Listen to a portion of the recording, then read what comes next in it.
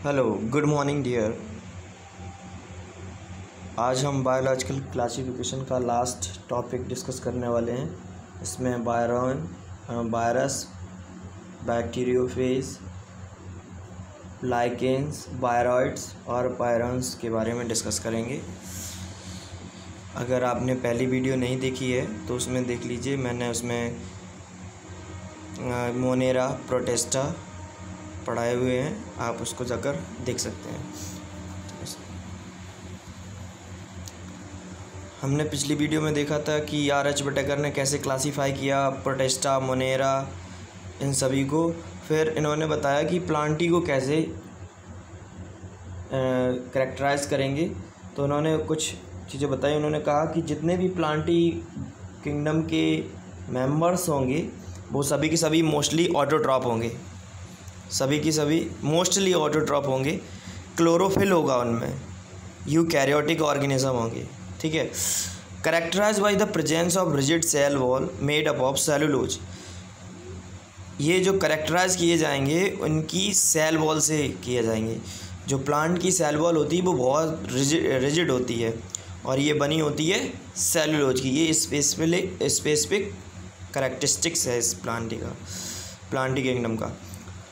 उन्होंने बताया कि some plant are partially heterotrophic such as insectivorous. उन्होंने बताया था कि प्लांट में कुछ ऐसे पौधे भी हैं जो हेटरोट्रॉप हैं और वो इंसेक्टिवोरस हैं, जो इंसेक्ट खाते हैं। तो उन्होंने बताया कि वीनस फ्लाईटार, ब्लैडर वॉट और कस्कोटा ये हेटरोट्रॉप हैं।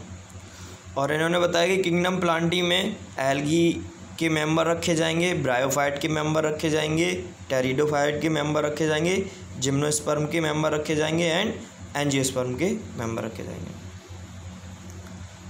अब इन्होंने बताया कि एनिमेलिया को कैसे कैरेक्टराइज करेंगे। उन्होंने कहा कि ये सारे के सारे कैसे होंगे, heterotrophic, all the heterotrophic, eukaryotic and multi cellular organism. और सभी के सभी कैसे होंगे, multi cellular. They lack a cell wall. इनकी जो सेल होगी, जो सेल वॉल नहीं होगी इनके अंदर, ठीक है, इससे कैरेक्टराइज करेंगे। और भी हैं कुछ फीचर्स, लाइक ये लोकोमोशन करेंगे, ठीक है। कोऑर्डिनेशन सिस्टम वेल डेवलप है एनिमेलिया में। अब वायरसेस, क्या था कि आर.एच. बटेकर ने वायरस को क्लासीफाई नहीं कर पाया था कि वो किस किंगडम में रखें, क्योंकि इनकी बिहेवियर, इनकी कॉम्प्लेक्सिटी इतनी ज़्यादा थी कि ये बता नहीं पाए कि इन वायरस को कहाँ रखा जाए। बहुत ज़्यादा कॉम्प्लेक्स थे इनके बिहेवियर पे। तो इनका जो बिहेवियर होता है ना, तो ये अगर ये ज़मीन में रहेंगे आउटसाइड द एनवायरनमेंट तो ये नॉन लिविंग जैसा बिहेवियर शो करेंगे, और जब किसी बॉडी के अंदर एंटर हो जाएंगे तो ये लिविंग शो करेंगे अपने आप को। तो इसी वजह से आर.एच. बटेकर क्लासीफाई नहीं कर पाए कि वायरस को कहाँ रखें।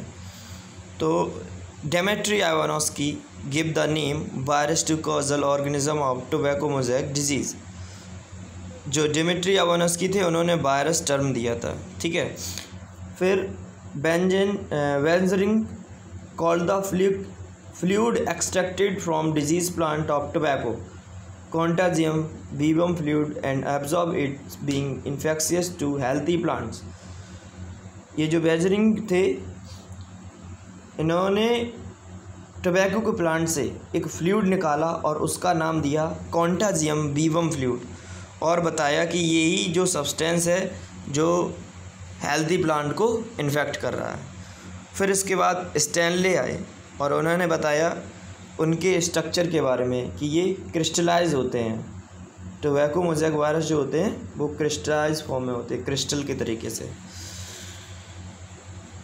दे are acellular containing nucleic acid core. ये ए सेलुलर होते हैं, मतलब इनके अंदर सेल नहीं होती है। और ये न्यूक्लिक एसिड के, इनके अंदर न्यूक्लिक एसिड होता है इनके कोर पे, किनारे साइड पे। या तो ये डीएनए के बने होंगे या तो आरएनए के, बोथ के नहीं बने होंगे। कोई भी वायरस दोनों का मिक्स नहीं बना होगा, डीएनए और RNA. Which are surrounded by a protein called capsid. और जो इनका जेनेटिक मटेरियल होगा न्यूक्लिक एसिड, वो सराउंडेड होगा एक प्रोटीन कोट से जिसको हम बोलते हैं कैप्सिड। ठीक है।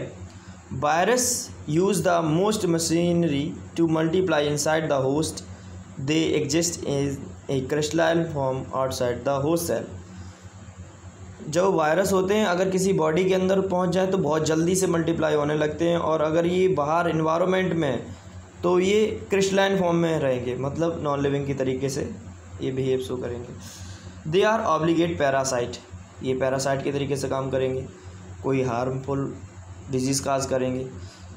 प्लांट और एनिमल दोनों में करते हैं। एग्जाम्पल में common cold, AIDS, polio, mumps, measles, chicken pox, ये सभी की सभी एनिमल में करते हैं। कुछ वेरियस मोजैक डिजीज़ हैं प्लांट में, जैसे कि tobacco, cucumber, tomato, leaf curling, yellowing of beans. ठीक है, लीफ कर्ल हो जाएगी पत्तियों की, और बीन्स जो होती हैं पत्तियों में वो पीली पड़ जाएंगी। Virus that infect plant having single standard RNA, जो वायरस प्लांट को इन्फेक्ट करेगा उसका nucleic acid single standard RNA का बना होगा। ये बात याद रखना, जो वायरस प्लांट को इन्फेक्ट करें वो सिंगल स्टैंडर्ड RNA होंगे, और जो वायरस बैक्टीरिया को इन्फेक्ट करें वो डबल स्टैंडर्ड DNA हो। ठीक है, जो वायरस बैक्टीरिया को इन्फेक्ट करे वो डबल स्टैंडर्ड, और इसलिए हम इनको बोलते हैं बैक्टीरियोफेज। और एनिमल्स में क्या है, या तो ये RNA के होंगे या तो DNA के होंगे, सिंगल स्टैंडर्ड हो सकते हैं और डबल स्टैंडर्ड भी हो सकते हैं, दोनों तरीके से। अब ये स्ट्रक्चर देख लीजिए आप, टोबैको मोजैक वायरस का पहला वाला, ये जो आपको अंगूर जैसे दिख रहे हैं, ये अंगूर के गुच्छे जैसे, तो ये जो सिंगल अंगूर का जो गुच्छा जैसा लग रहा है, अंगूर जैसा जो लग रहा है, उसको कैप्सिड बोलते हैं, और पूरे टोटल इन सभी गुच्छों को मिलाकर हम बोलते हैं कैप्सोमियर। ठीक है, इसमें टर्म दिया नहीं गया है, इसको बोलते हैं पूरा capsomere.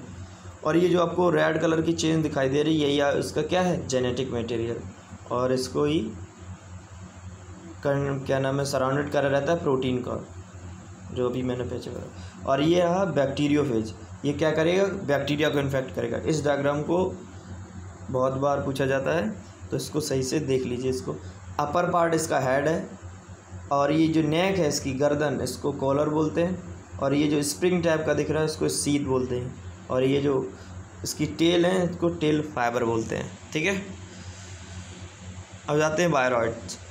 They are smallest self replicating particles, ये क्या करते हैं, सेल्फ रिप्लिकेट करते हैं। विच वर डिस्कवर बाई डीनियर 1971, इसको डिस्कवर किया था T.O. डीनियर।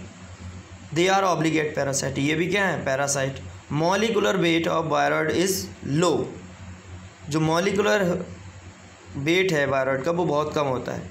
The RNA is tightly fold to form circular और लीनियर स्ट्रक्चर, जो RNA होता है इनका जेनेटिक मटेरियल वो टाइटली फोल्ड होता है, या तो सर्किल में होगा सर्कुलर फॉर्म में, या फिर लीनियर होगा, एक स्ट्रेट लाइन में, सीधी लाइन में होगा इनका जेनेटिक मटेरियल।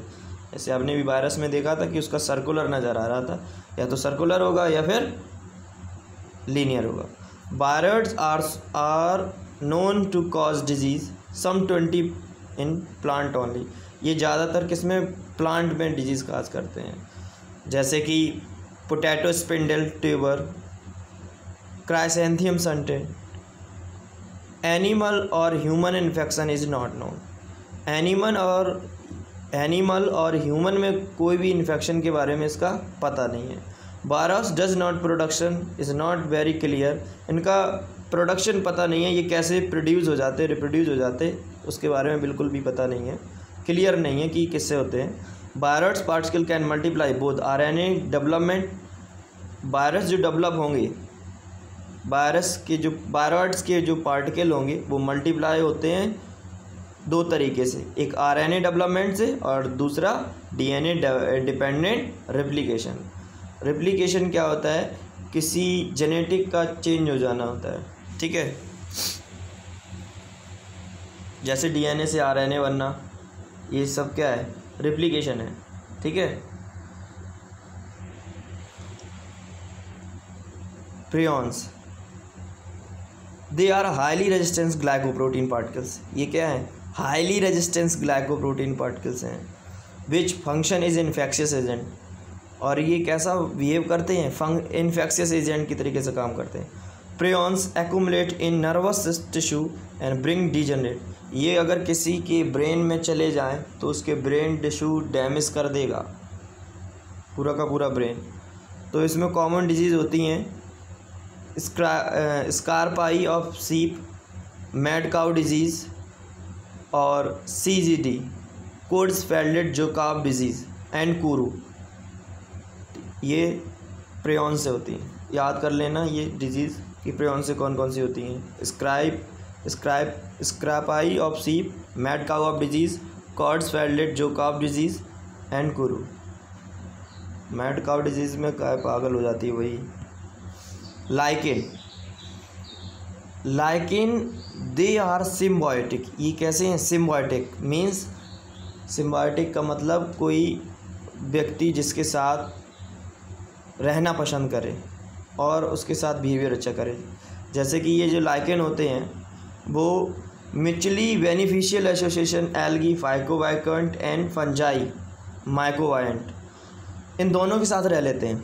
एल्गी के साथ भी रह लेते हैं और फंजाई के साथ भी रह लेते हैं। जैसे आपके घर पे कोई आ जाए तो क्या करते हैं कि कोई आपका कज़न आ जाए तो आप बेड शेयर कर लेंगे कि आज आप मेरे साथ ले लीजिए।